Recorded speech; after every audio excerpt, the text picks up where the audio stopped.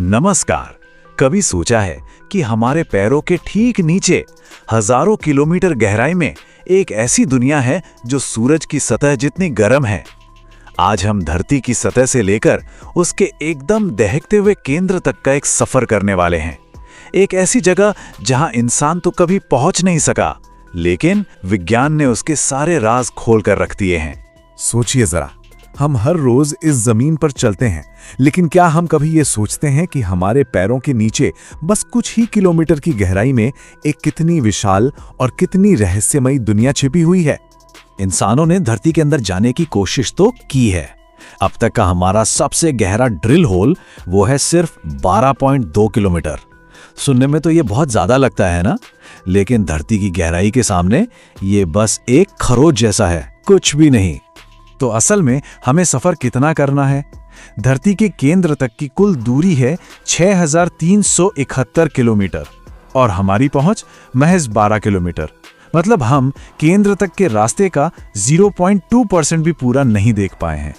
तो फिर सवाल ये उठता है कि अगर हम वहां तक गए ही नहीं, तो फिर हमें ये सब पता कैसे चला कि नीचे आखिर है क्या? बस यही वो रहस्य है जिसे आज हम सुलझाने वाले हैं।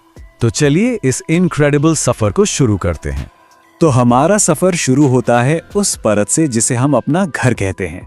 ये धरती की सबसे पतली लेकिन सबसे जानी पहचानी लेयर है, ठीक वैसे जैसे किसी प्याज का सबसे बाहरी छिलका। अब ये जो क्रस्ट है ना, ये भी दो तरह की होती है और दोनों एक दूसरे से काफी अलग हैं। एक है कॉन्टिनेंटल क्रस्ट, जिस पर हमारे महाद्वीप और पहाड़ हैं। ये 70 किलोमीटर तक मोटी हो सकती है और ग्रेनाइट जैसी हल्की चट्टानों से बनी है। और दूसरी तरफ है ओशियनिक क्रस्ट, जो समंदर के नीचे है। ये बहुत पतली होती है, करीब 5 से 10 किलोमीटर, और बेसॉल्ट जैसी भारी ज्वालामुखी चट्टानों से बनी होती है। तो मतलब ये हुआ कि यही वो अकेली परत है जहां जीवन है। हमारे सारे महाद्वीप, पहाड़, समंदर, सब कुछ इसी पर है। और जैसे जैसे हम नीचे जाते हैं, टेम्परेचर तेजी से बढ़ता है। सोचिए, सिर्फ 12 किलोमीटर की गहराई पर ही तापमान 180 डिग्री सेल्सियस पहुंच गया था। तो असल में हमारी पूरी दुनिया इस ग्रह के एक पतले नाजुक से छिलके पर टिकी हुई है। क्रस्ट को पार करके अब हम पहुंचते हैं मेंटल में। यह है एक बहता हुआ विशालकाय हिस्सा। धरती का सबसे बड़ा और सबसे ज्यादा हलचल वाला हिस्सा यही है। अकेले मेंटल में ही हमारे ग्रह का लगभग 84% वॉल्यूम समाया हुआ है। मेंटल को भी हम 3 अलग अलग हिस्सों में देख सकते हैं। सबसे ऊपर है अपर मेंटल, जहां हमारी टेक्टोनिक प्लेट्स बनती हैं। उसके नीचे आता है ट्रांजिशन जोन, और यहां एक बहुत बड़ा राज छिपा है, एक छिपा हुआ महासागर। और फिर आता है लोअर मेंटल, जो धरती के वॉल्यूम का सबसे बड़ा हिस्सा है। तो ये जो अपर मेंटल है, इसमें एक खास जोन है जिसे एस्थेनोस्फीयर कहते हैं। इसे आप कॉन्टिनेंटल ड्रिफ्ट का इंजन समझ सकते हैं। यहाँ पर चट्टानें इतनी ज्यादा गर्म हैं कि वो ठोस होकर भी किसी प्लास्टिक की तरह बर्ताव करती हैं। जरा सोच कर देखिए, हमारे सारे महाद्वीप इसी गर्म धीरे धीरे बहने वाली परत के ऊपर तैर रहे हैं। अब आते हैं उस छिपे हुए महासागर के राज पर। यह ट्रांजिशन जोन में है। देखिए होता क्या है, यहाँ ओलिविन नाम का एक मिनरल होता है। जब ये 410 किलोमीटर की गहराई पर पहुंचता है, तो जबरदस्त दबाव की वजह से ये एक नए मिनरल रिंग वुडाइट में बदल जाता है। और इस रिंग वुडाइट की खासियत यह है कि इसकी बनावट पानी के मॉलिक्यूल्स को अपने अंदर कैद कर सकती है। और सबसे कमाल की बात, वैज्ञानिकों का मानना है कि इसमें इतना पानी फंसा हो सकता है जो धरती की सतह के सारे महासागरों को मिलाकर भी उससे कहीं ज्यादा।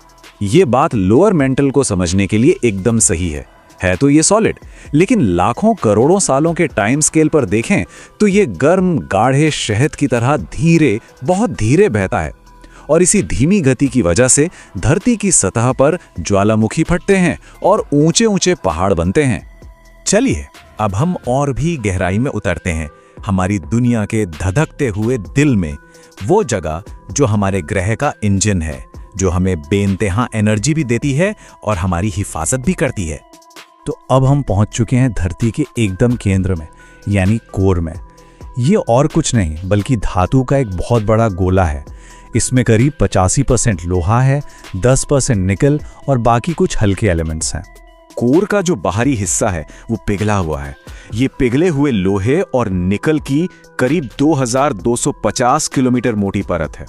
और क्योंकि ये लगातार घूम रहा है, ये एक जबरदस्त डायनेमो की तरह काम करता है और इसी डायनेमो से बनता है धरती का मैग्नेटिक फील्ड। ये एक ऐसा अदृश्य कवच है जो हमें सूरज से आने वाले खतरनाक सोलर रेडिएशन से बचाता है। सच कहूं तो अगर ये न होता तो शायद धरती भी मंगल की तरह एक बंजर ग्रह होती। जरा इस टेम्परेचर को देखिए। धरती की सतह का औसत तापमान है करीब 15 डिग्री सेल्सियस और धरती के अंदरूनी कोर का लगभग 5500 डिग्री सेल्सियस। ये उतना ही गर्म है जितनी हमारे सूरज की सतह। यकीन करना मुश्किल है ना? तो फिर यहाँ एक बहुत बड़ा सवाल खड़ा होता है। अगर इनर कोर सूरज जितना ही गर्म है तो फिर वो सॉलिड क्यों है? उसे तो वो पिघलावा होना चाहिए। इसका सीधा सा जवाब है प्रेशर, बेहिसाब प्रेशर। धरती के केंद्र में दबाव सतह के मुकाबले 36 लाख गुना ज्यादा है। ये इतना ज्यादा फोर्स है कि ये लोहे के एटम्स को एक दूसरे के साथ किसी ताले की तरह जकड़ देता है और इसी वजह से सूरज जितनी गर्मी होने के बावजूद वो पिघल ही नहीं पाते। तो अब आते हैं उस सबसे बड़े सवाल पर। अगर हम सिर्फ 12 किलोमीटर तक ही पहुंच पाए हैं तो ये सारी बातें हमें पता कैसे चली? इसका जवाब धरती की गूंज को सुनने में छिपा है और वो गूंज है सिस्मिक वेव्स, यानी भूकंप से पैदा होने वाली तरंगे। जब भी कहीं भूकंप आता है तो ये वाइब्रेशंस पूरी धरती से होकर गुजरती हैं और वैज्ञानिक क्या करते हैं? वो इन तरंगों की स्पीड और इनके रास्ते को स्टडी करते हैं। ये बिल्कुल एक प्लैनेटरी अल्ट्रासाउंड की तरह है जिससे धरती के अंदर का पूरा नक्शा तैयार हो जाता है। अब ये तरंगे भी दो तरह की होती हैं। एक होती हैं पी वेव्स यानी प्राइमरी वेव्स, जो सॉलिड और लिक्विड दोनों से गुजर सकती हैं, और दूसरी होती हैं एस वेव्स यानी सेकेंडरी वेव्स। और इनकी एक खासियत है, ये सिर्फ और सिर्फ सॉलिड से ही गुजर सकती हैं। लिक्विड में जाते ही ये रुक जाती हैं और बस यही हमारा सबसे बड़ा सुराग है।